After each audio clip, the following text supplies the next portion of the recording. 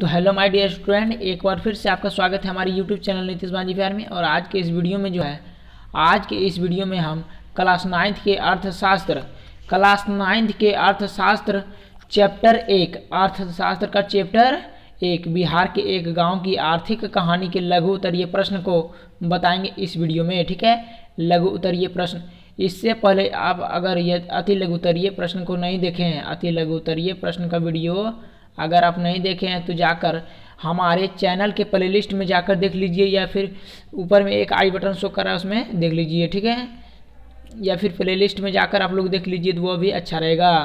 आप लोग क्लास 9 का तैयारी पूरा करना चाहते हैं तो जाकर प्लेलिस्ट में चेक कीजिए एक बार, या फिर डिस्क्रिप्शन बॉक्स में चेक कीजिए, सभी वीडियो का जो है लिंक मिल जाएगा। चलिए तो हम बिना किसी देर के अपने क्वेश्चन की ओर बढ़ते हैं। क्वेश्चन नंबर एक है, रामपुर गांव की आर्थिक संपन्नता के क्या कारण है। यानी रामपुर जो गांव है उसका आर्थिक संपन्न है। ठीक है, उसका कारण तो कुछ होगा, तो वही लिखना है इस क्वेश्चन का आंसर में। ठीक है, तो देखिए आप लोग कैसे लिखेंगे। हम लोग देखिए यहाँ पर लिखना है कि रामपुर गांव की संपन्नता के कई कारण है। ठीक है, सबसे पहले ये लिखेंगे, उसके बाद देखिए आप लिखेंगे क्या कि बाढ़ उत्तर बिहार की एक अस्थायी समस्या है। बाढ़ जो है उत्तर बिहार की एक अस्थायी समस्या है, लेकिन यह गांव जो है बाढ़ की चपेट से मुक्त है। रामपुर जो गांव है बाढ़ की चपेट से मुक्त है। ठीक है, यह गांव विभिन्न प्रकार की कृषि फसलों के उत्पादन करने के साथ ही यहाँ कई किसान बागवानी भी करते हैं। ठीक है, इतना कुछ करने के बावजूद जो है रामपुर के गांव जो है आर्थिक संपन्न है। ठीक है, आर्थिक संपन्नता के कारण ही तो वहाँ पर जो है उसके बाद होगा यहाँ पर देखिए। ठीक है, तो चलिए अगला प्रश्न की ओर।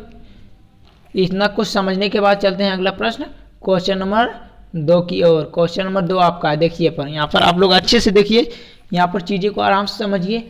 और यह वीडियो जो है पार्ट 1 वीडियो रहेगा, लघु उत्तरीय प्रश्न का पार्ट 1 वीडियो रहेगा, और बाकी के क्वेश्चन जो है आगे वीडियो में भी बना देंगे पार्ट 2 वीडियो में। इसमें 1 से लेकर 8 तक रहेगा, इसमें 1 से लेकर 8 तक रहेगा। ठीक है, चलिए देखिए अगला क्वेश्चन। दूसरा क्वेश्चन है कि उत्पादन के प्रमुख 3 साधन कौन कौन से हैं। उत्पादन के जो है प्रमुख 3 साधन कौन कौन से हैं, तो चलिए देखते हैं इसका आंसर। उत्पादन को देखिए, सबसे प्रमुख साधन देखिए भूमि पूंजी और श्रम उत्पादन के 3 प्रमुख साधन है। भूमि पूंजी और श्रम जो है ना उत्पादन के प्रमुख 3 साधन है। चलिए तो आगे की क्वेश्चन की ओर बढ़ते हैं दोस्तों। अगला क्वेश्चन आपका क्वेश्चन नंबर 3 है कि विस्तृत कृषि एवं गहन कृषि ऐसे आप क्या समझते हैं। विस्तृत कृषि और एक होता है गहन कृषि, तो दोनों से जो है आप लोग क्या समझते हैं, तो इसका आंसर होगा देखिए यहाँ पर।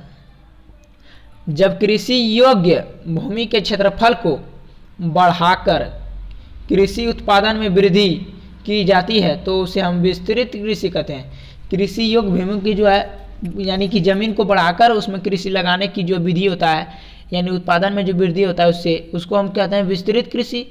जबकि विस्तृत कृषि के अंतर्गत कृषि की उपज को बढ़ाने के लिए नई भूमि पर खेती की जाती है। ये आपका विस्तृत कृषि के बारे में रहा। और अब हम देखेंगे गहन कृषि को। ठीक है, गहन कृषि जब एक निश्चित कृषि योग्य भूमि के क्षेत्रफल पर उत्पादन में ही वृद्धि की जाती है तो उसे हम गहन कृषि कहते हैं। देखिए गहन कृषि का मतलब क्या हुआ, देखिए जब एक निश्चित भूमि यानी भूमि उतना ही है जितना हमेशा रहता है। ठीक है, और उस पर जो है क्षेत्रफल पर उत्पादन में ही उसका क्षेत्रफल पर जो है कृषि योग्य भूमि के क्षेत्रफल को नहीं बढ़ाया जाता उसमें। ठीक है, उत्पादन को ही बढ़ाया जाता है। उसमें क्या था कि क्षेत्रफल पर बढ़ाया गया यानी जमीन को बढ़ा दिया गया, लेकिन इसमें जो है जमीन जो है सेम ही रहेगा लेकिन उत्पादन को ही बढ़ा दिया, उसी को हम कहते हैं गहन कृषि। ठीक है, गहन कृषि। तो आप लोग ये समझ गए होंगे। क्वेश्चन नंबर 4 की ओर बढ़ते हैं। क्वेश्चन नंबर 4 देखिए, कृषि की नवीन तकनीक से आप क्या समझते हैं। कृषि की नवीन तकनीक से आप लोग जो है क्या समझते हैं, तो इसका आंसर देने का प्रयास करेंगे। आप लोग देखिए यहाँ पर है, कृषि की नवीन तकनीक से कृषि की उपज में पर्याप्त वृद्धि लाई जा सकती है। उसका जो तकनीक है उससे जो है वृद्धि में पर्याप्त जो है वृद्धि में जो है उसका उपज में वृद्धि जो है पर्याप्त लाई जा सकती है। यहाँ उपज से हमारा अभिप्राय दिए गए एक भूखंड से एक विशेष मौसम में प्राप्त होने वाले कुल उपज से है, ठीक है। और हमारे देश में यह पद्धति 1666 से 67 ईस्वी में अपनाई गई। कृषि का जो नवीन तकनीक है 1666 से 67 ईस्वी में अपनाया गया, ठीक है। क्वेश्चन नंबर 4 का आंसर यहीं पर समाप्त होता है। और अब हम अगले क्वेश्चन की ओर बढ़ेंगे, क्वेश्चन नंबर 5। तो क्वेश्चन नंबर 5 देखिए आप लोग, क्वेश्चन नंबर 5 है कि आधुनिक कृषि के लिए अधिक उपज देने वाले बीजों का क्या महत्व है। चलिए इसका कुछ आंसर देने का प्रयास करते हैं। आप लोग देखिए आंसर, तो देखिए यहाँ पर आधुनिक कृषि के लिए अधिक उपज देने वाले बीजों का महत्व इस प्रकार है, ठीक है। इसमें जिसमें दो महत्वपूर्ण बात है। देखिए पहला है कि इस बीजों के प्रयोग करने से कृषि की उपज में बहुत तेज़ी से वृद्धि होती है।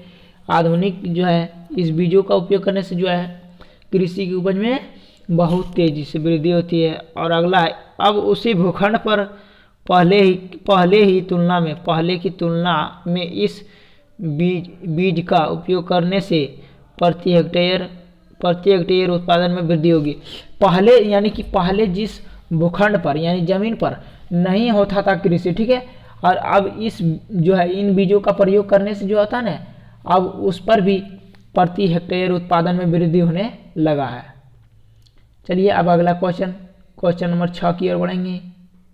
क्वेश्चन नंबर 6 है आपका, देखिए भूमि के एक निश्चित टुकड़े से ही किन तरीकों द्वारा उत्पादन में वृद्धि संभव है।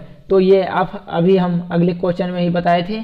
चलिए इसका आंसर देखिए, भूमि के एक निश्चित टुकड़ों में गहन कृषि विधि, ठीक है, गहन कृषि विधि को अपनाकर उत्पादन में वृद्धि ही संभव है। उत्पादन में जो है वृद्धि संभव है, गहन कृषि, ठीक है, गहन, यहाँ पर लिखिएगा गहन कृषि विधि को अपनाकर उत्पादन में वृद्धि संभव है।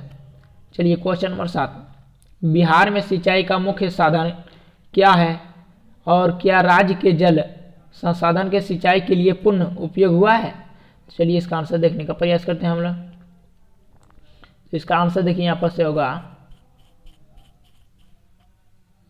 देखिए बिहार में सिंचाई का मुख्य साधन नलकूप है। नलकूप का जो अभिप्राय होता है, नल होता है, ठीक है, नलकूप उसी को कहा जाता है जो इसमें पानी जाता है नल से। और देखिए राज्य के जल संसाधन का सिंचाई के लिए पूर्ण उपयोग नहीं हुआ है, ठीक है। यहाँ से आप लोग आंसर लिख लीजिएगा।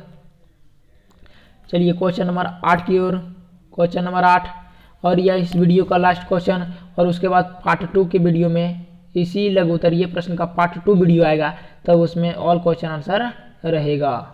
चलिए इसका आंसर देखते हैं। पहले देखते हैं इसका क्वेश्चन, क्या बिहार को उर्वरक का पर्याप्त एवं उचित मात्रा में प्रयोग होता है, ठीक है। तो देखना है, देखिए बिहार में उर्वरक का पर्याप्त एवं उचित मात्रा में प्रयोग नहीं होता है, ठीक है। ज़्यादातर किसान लोग क्या करते हैं कि अधिक उर्वरकों का प्रयोग करते हैं, ठीक है, और इसलिए जो है उनका फसल नष्ट हो जाता है, क्योंकि ज़्यादा उर्वरक देने से फसल में ज़्यादा वृद्धि होगी, तो ज़्यादा वृद्धि को नहीं सहन नहीं पाती है उसका फसल, और उसमें जो है नष्ट हो जाता है, खराब हो जाता है, ठीक है। तो इस वीडियो को यहीं पर हम लोग जो है समाप्त करते हैं, ठीक है, और आगे की वीडियो रहेगा तो आप लोग देख लीजिएगा। तो इस वीडियो में यहीं तक एंड करते हैं। जय हिंद, वंदे मातरम, भारत माता की जय।